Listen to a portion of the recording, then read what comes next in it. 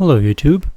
Today I'm going to show you how to replace the shifter bushing on my 2004 GMC Envoy XL.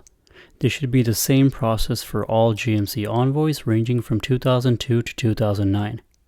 If you haven't already, hit that subscribe button and show your support to my channel. The goal is to get to 10,000 subscribers by the end of the year, so let's see if we can make it happen. My Envoy the other day left me stranded because it wouldn't start. The starter was fine, but I couldn't shift it as it was stuck in reverse. Turns out the shifter bushing got brittle and gave way, which disconnected it from the shift cable. Thankfully, it's a simple fix. So the shifter cable location is under the driver's side, and I'm just going to slide underneath here and show you guys what happened. So as you can see here, the shifter cable is not connected to the transmission gear shifter there. So that just gave way, as you can see here. So if you're stuck in reverse, all you have to do is just push this thing upwards, and then you can put it back to park. The tools you'll be needing is a new bushing kit, pliers, clamps, and a lot of patience.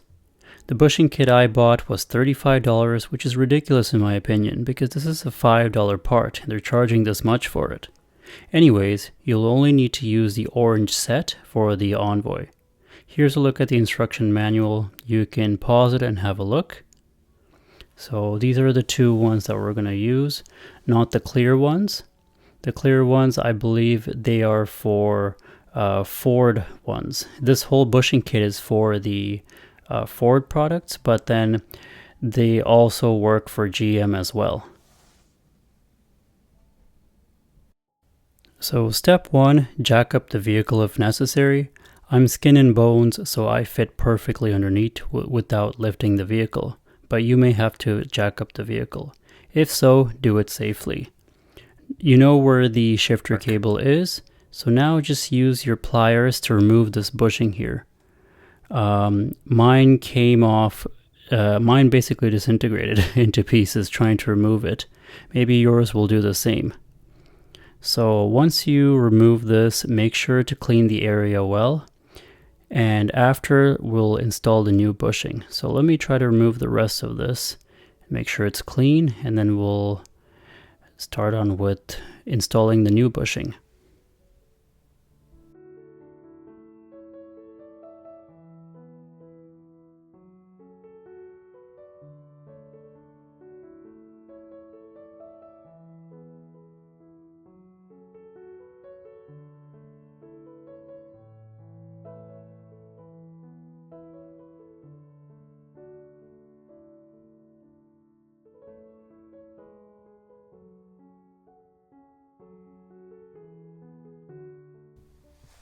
So once this area is clean, we can twist on the new bushing.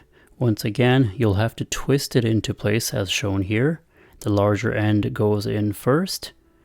And once it's on, use your clamps or pliers to kind of gently squeeze it in.